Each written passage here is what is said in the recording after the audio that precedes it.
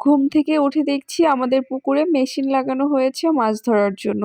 এইদিকে আমি আর নানু মিলে সবার জন্য সন্ধ্যায় পিঠার আয়োজন করেছিলাম। তো আজকে সারাদিন কি করলাম আর কি হলো এসব নিয়েই থাকবে আজকের ভিডিও। হ্যালো, গুড মর্নিং সবাইকে।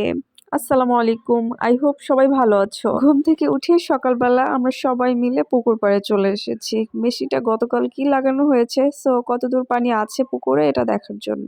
সাথে কিন্তু মাম্মামকেও নিয়ে এসেছি। সকালবেলা বাইরে অনেক ঠান্ডা, সো সে যেহেতু একদমই কান টুপি পরতে চায় না, এই জন্য তাকে হিজাব পরিয়ে দিয়েছি। মাশাল্লাহ, মাম্মামকে হিজাব পরে কিন্তু অনেক বেশি সুন্দর লাগছে। সবাই অবশ্যই মাশাল্লাহ বলে দিবা। নর্মালি আমরা এত সকালবেলা কখনোই বাইরে বের হই না। ঘুম থেকে উঠি ঠিকই, তবে বাসার ভিতরেই থাকি। এত সকালে কখনোই মাম্মামকে নিয়ে আমাদের বাইরে বের হওয়া হয়নি। আমাদের পুকুরে মূলত মেশিন লাগানো হয়েছে, কি যেন একটা মাছ আছে। ওই মাছের জন্য পুকুরে কোনো মাছ ফেলাই যায় না, যেটাই ফেলা হয় সবই ওই মাছই খেয়ে ফেলছে। আমার আসলে মাছ ধরা দেখতে যে কি ভালো লাগে, তো এই জন্যই আমরা আসলে সবাই মিলে পুকুর পাড়ে বসে আছি, মাছ ধরা দেখবো। এই পেঁপে গাছটা আমার আম্মুর হাতে লাগানো, মাশাল্লাহ এখন এই গাছটায় অনেকগুলো পেঁপে ধরেছে। এত বড় পুকুর বাট তেমন কোনো মাছই পাওয়া যায়নি। এই যে এই রাক্ষসী মাছগুলোই সব মাছ খেয়ে ফেলছে।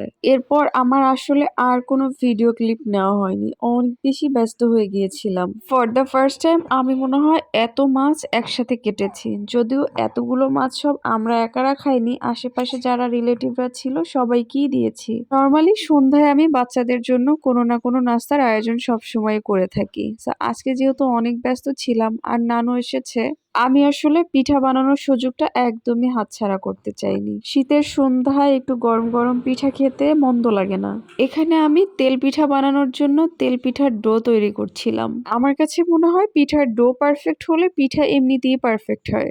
আমি সবসময় তেল পিঠাতে চালের গুঁড়ার সাথে একটু ময়দা ব্যবহার করি, এতে করে পিঠা খেতে অনেক বেশি সফট হয়। পিঠা বানাবো আর সেই পিঠা ফুলবে না, সেই পিঠা বানাতে আমার একদমই ভালো লাগে না। আর মাশাল্লাহ, আমি পিঠা বানালে সবসময় একদম ফুলকো ফুলকো হয়।